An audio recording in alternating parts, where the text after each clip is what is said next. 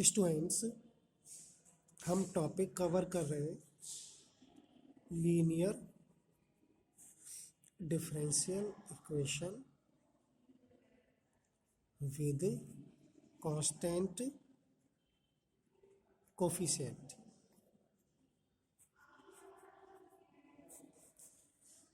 जिसमें हम आज कुछ और क्वेश्चन सॉल्व करेंगे। मेथड सारे कंप्लीट हो गए, केवल हम क्वेश्चन सॉल्व कर रहे हैं डिफरेंट टाइप। देखिए क्वेश्चन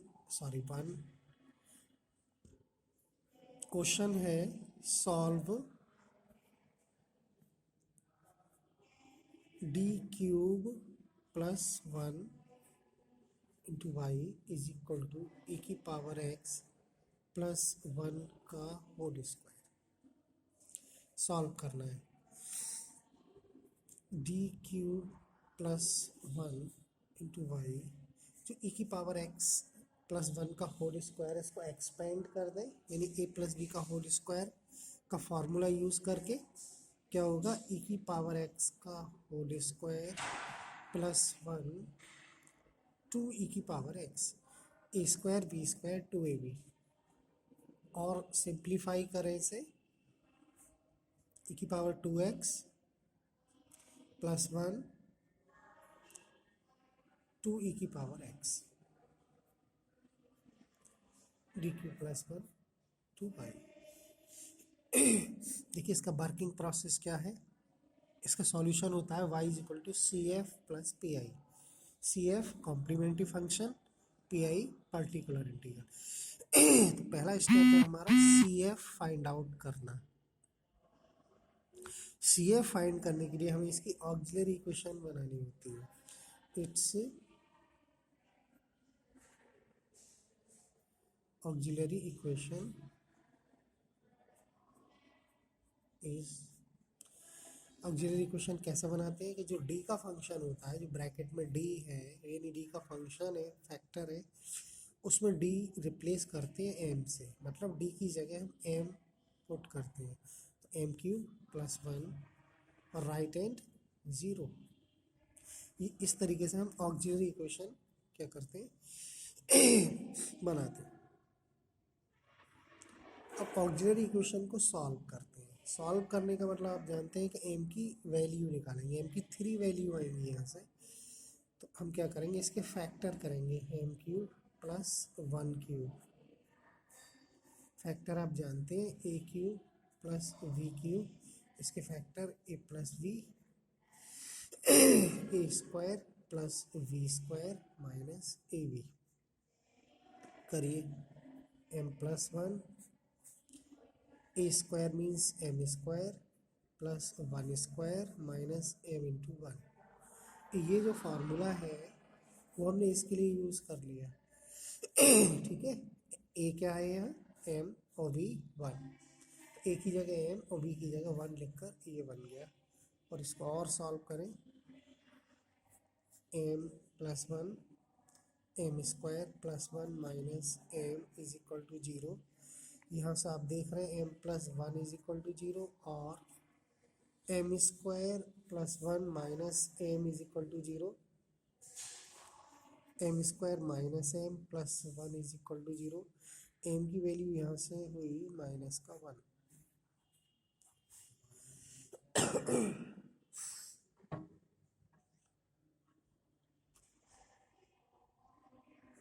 एम की 2 वैल्यू यहाँ से आएंगी, क्या, वाई श्रीधराचार्य फार्मूला, क्योंकि फैक्टर नहीं होंगे।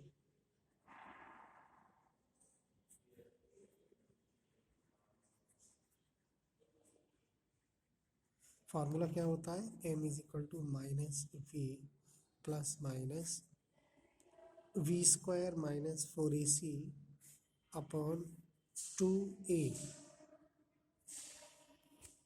एम। देखिए अब इस इक्वेशन में हम a देखें, इसका कोफिशिएंट यानी 1, b m का कोफिशिएंट माइनस 1, c 1।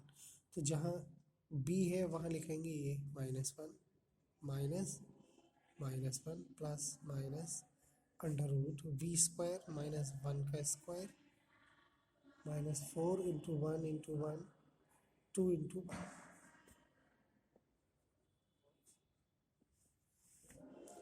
ये वन हो गया प्लस का, प्लस माइनस ये हो गया अंडर रूट का -3।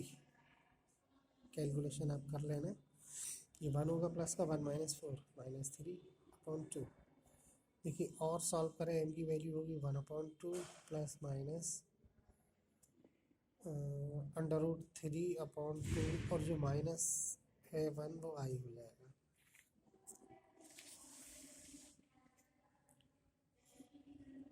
तो m की यहाँ तीन वैल्यू हो गई, एक होगी -1 यानी रियल और दो वैल्यू होगी इमेजनरी।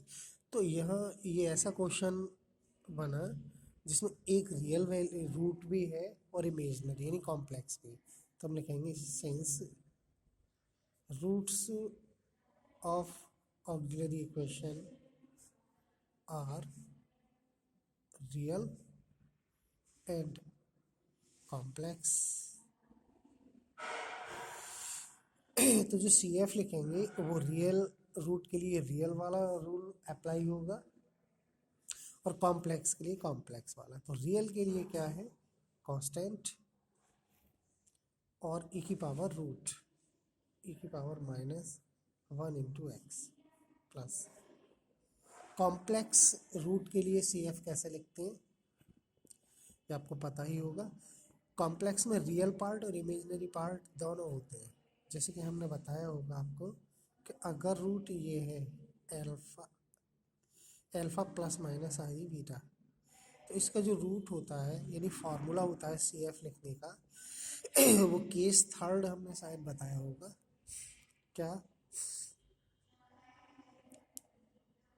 या केस फोर्थ जो भी होगा उसका नाम, e की पावर एल्फा x यानी रियल पार्ट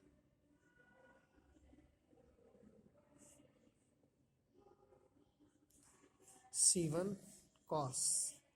कॉस में जो होगा वो imaginary part √3/2x C2 sign, यहाँ भी इमेजनरी पार्ट। तो देखिए CF ये कंप्लीट हो गया। इस रूट के लिए CF ये है C1 e की पावर -1x यानी -x C2 सॉरी प्लस ये दो कॉम्प्लेक्स रूट है। जिन कॉम्प्लेक्स रूट हमेशा प्लस माइनस में आते हैं, तो जब प्लस माइनस में है तो एक रियल पार्ट है इसमें, एक इमेजनरी पार्ट। तो रियल पार्ट तो e की पावर के ऊपर होता है, e की पावर हाफ x ऊपर का मतलब e की पावर पर होता है, और जो इमेजनरी पार्ट होता है वो एंगल में होता है यानी C1 cos थीटा होता है ना, तो थीटा ये √3/2x प्लस यही साइन के लिए C2 साइन √3/2x। तो ये CF आपका हुआ।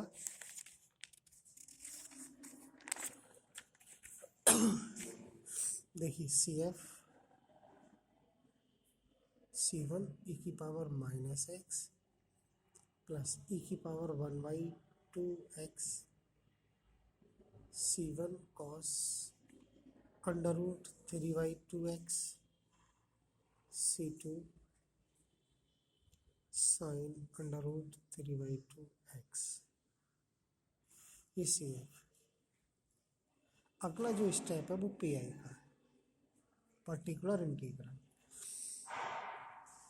क्या क्या होता है पर्टिकुलर इंटीग्रल की फॉर्म क्या होती है, 1/FD। FD मीन्स D का फैक्टर या D का फंक्शन जो भी है, या D का व्यंजक जो क्वेश्चन में होता है। देखिए क्या है क्वेश्चन में, वो हम यहाँ देख लेते हैं। ये है D की पावर 3 + 1, ये हम कहते हैं FD यानी फंक्शन ऑफ D। FD यहाँ ये है, और PI किसके लिए निकालना है, ये e की 2x + 1 to e की पावर x।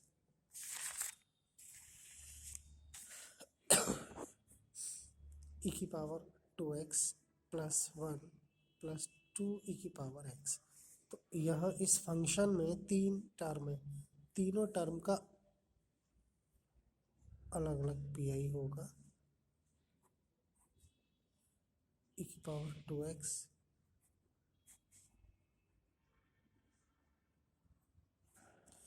1 के लिए हम e की पावर 0x लिख लें, e की पावर 0 और 1/0 D cube plus one two E की पावर एक्स। तो ई की पावर ए एक्स वाला रूल अप्लाई होगा, डी रिप्लेस वाई ए। यहाँ ए से क्या मतलब है कि इस फंक्शन के लिए ए टू है, तो डी की जगह टू लिख देंगे, टू की power three plus one P I हो गया। इस फंक्शन के लिए ए जो है ज़ीरो है, तो यहाँ पर हम जीरो लिखेंगे, जीरो का क्यूब प्लस वन ई की पावर जीरो एक्स। इस फंक्शन के लिए डी वन है, एक्स का कोफिशिएंट गुणांक, वन का cube plus one two E की पावर एक्स। सॉल्व कर लीजिए इसे, eight plus nine one upon nine E की पावर टू एक्स, ये जीरो यानी वन और ये भी वन, कुल मिलाकर वन रह गया यहाँ, प्लस ये हो गया वन का क्यूब वन प्लस वन, ये कैलकुलेशन आपको खुद करनी है, टू ई की पावर एक्स, ये टू से टू कैंसिल हो गया और पी आई जो रहा वन अपॉन नाइन ई की power two x plus one ई की पावर एक्स। पी आई निकालने का मेथड अलग होता है और सी एफ निकालने का अलग। Therefore solution of given differential equation, formula होता है y is equal to C F plus P I. Y is equal to C F क्या था, सी वन ई की power minus one by two x plus, sorry minus x होगा, देख लेते हैं, C one ई की power minus x plus e की power यहाँ पर है one by two x, C two cos under root three by two x, C three sine under root three by two x. इसी एफ हो गया, P I ये लिखेंगे one by nine E की power two x plus one ई की power X, ये final answer. इसमें ये यहाँ ध्यान रखना, ये सी वन जब यहाँ आ गया तो सी टू रहेगा, कांस्टेंट होते हैं आर्बिट्रेरी, कोई फ़र्क नहीं होता है इनसे, लेकिन नंबर हम उसी के अकॉर्डिंग देने चाहिए, वन हो गया तो टू, फिर थ्री, फोर होते हैं तब फोर।